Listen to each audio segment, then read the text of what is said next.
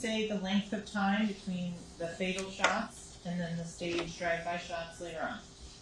It was enough time for the heart to stop beating, for there to be no circulation due to the wounds that I examined from the medical examiner's office. None of the wounds have any blood in them, which tells me that they're all ante-mortem wounds. So the time was long enough for the heart to stop beating. How y'all doing?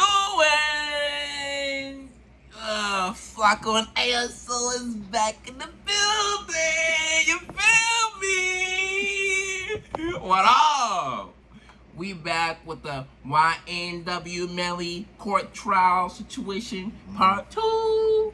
I left off saying, well, like, since the prosecutors are bringing in evidence mad late and the defenders aren't being let known about this, they're basically violating a rule at that standpoint.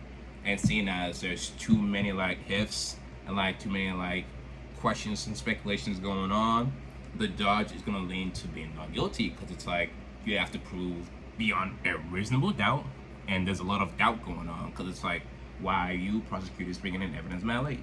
So the judge is going to be leaning to not guilty. I'm not saying that Melly's guilty.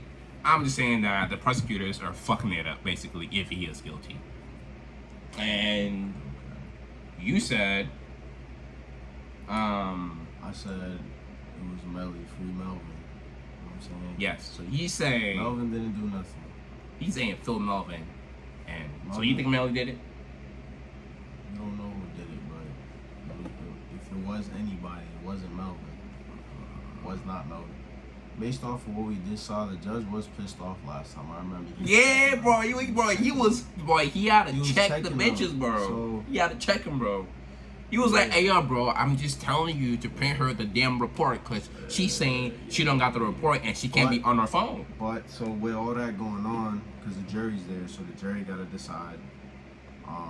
But once, I mean, if I'm in the jury and I'm seeing that, bro, I already got my decision. Yeah.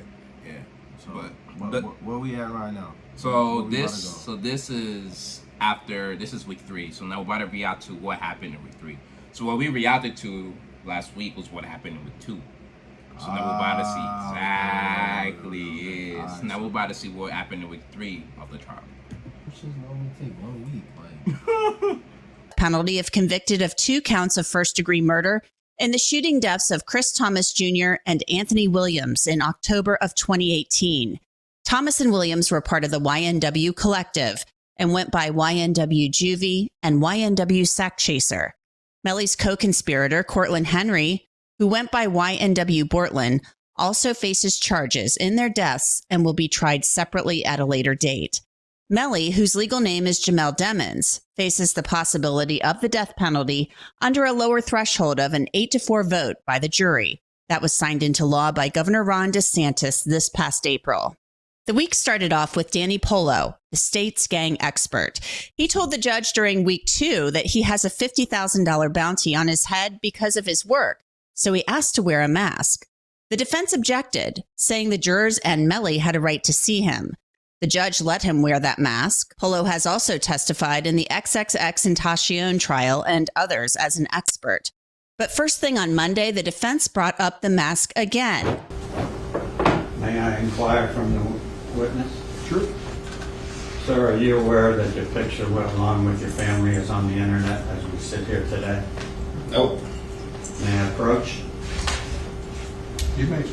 And show you what is a picture and ask if that is you and your family? Yes, sir. And that's on your wife's Cash App? Yes, sir. Which is available to anyone who runs that, because we just ran it this morning. I guess so. Now that's crazy. They really let him go in the court with a shiesty on, even though he's a witness. That's crazy. He was fearful for his life. They were like saying that's why. Bro, no. If you're gonna testify against a fucking is he related to a gang group? I don't know. We gotta find out. But my thing is, if you're scared for your life, that means they already know. So what? No. Because, no. They might not know you, bro. So like, let's say, think of this scenario. Let's say you're out and about, and then nigga, you just happen to see a whole like gang rapping in front of you, bro, and you're a witness, but they didn't know you were there, so you ran away. And now, if you testify, you get to like, you're like the decider of the court. Once you testify, bro, they have everything they need, right? But the death threats you're gonna get, think about all the threats you're gonna get. Nigga, they're gonna find out who you are. They're gonna find out where you live. They're gonna find your parents. If you got kids, they're gonna find your kids. I'm putting a mask on. Got me fucked up, nigga. Fuck the mask. This is why you mind your business. Mind your fucking business. You wanna worry about your family? Mind your business. That's true. Don't take it. What you going to court for? That ain't my business. That's true. Why would I go and put my life, my family in jeopardy? Put on a mask. Mask ain't gonna do shit for me. I mean, that's true. But I'm saying, like, if I did say that I was gonna like testify, I don't know. This is what I don't know though. I don't know if they get paid money, bro. You don't get paid nothing. But it's like, so like, think about it, like, so like, you're just going to be like a witness just to be a witness. Yeah, you don't get nothing from that. I know what I'm saying, justice. because I know I said just be a witness, but it's like obviously you want to like make the person that made the crime, you want the perpetrator to be found guilty, is what I'm trying to say. Yeah. So I understand that, but I'm like, bro, nigga, if you're not getting paid for it, bro, I'm gonna mind my own business. Cause it's like, bro, if I go testify, bro, and then he gets put in jail, and then his own boys find out who I am, I'm fucked. But if they got a $50,000 bounty on his head, they know who that is. How you gonna put a bounty on somebody's head and not know who the person is? They gotta know who it is. Even with the mask on, they're like, this you right here? Yeah. These your kids right here? Yeah. This your wife right here? Yeah. He ain't really need the mask. Mind your business. From December 12th says you're in the position to be a young Don. What is a young Don? Higher up, captain. Okay.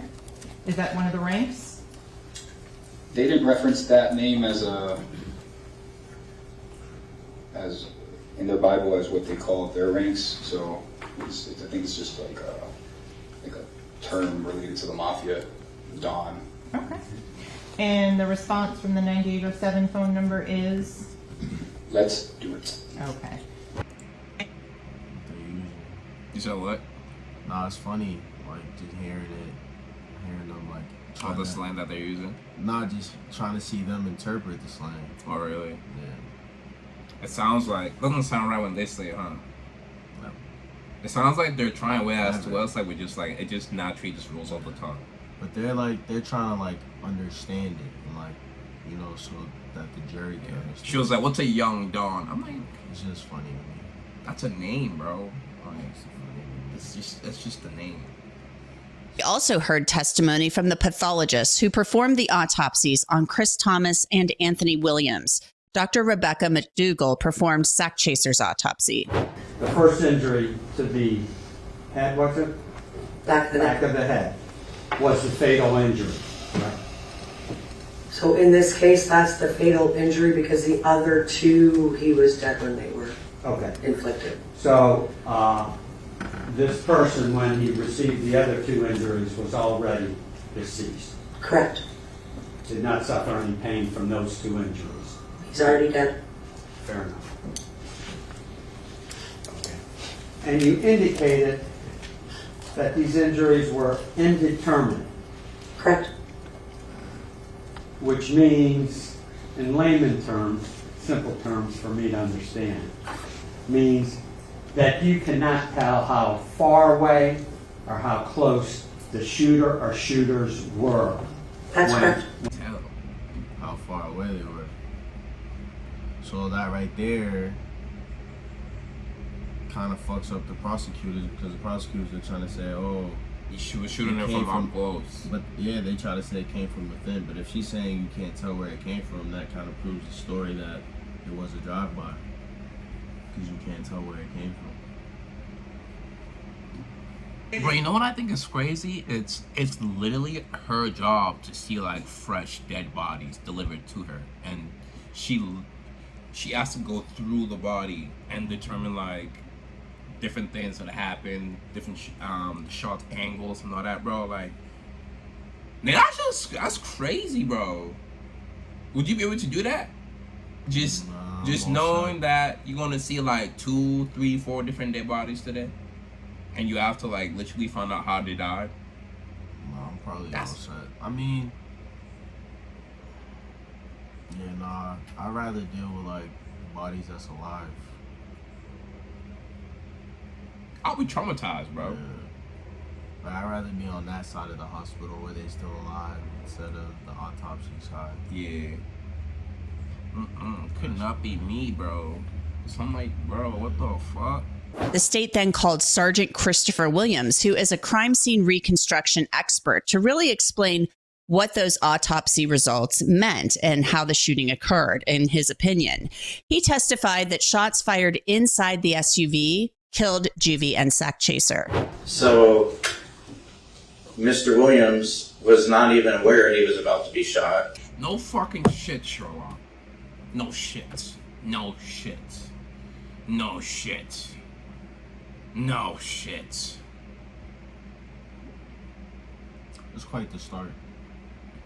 He wasn't aware that I was gonna be shot. No shit, bro. He just sat in the car thinking, yeah, he's about to shoot me, but I'm gonna just sit here and let it happen.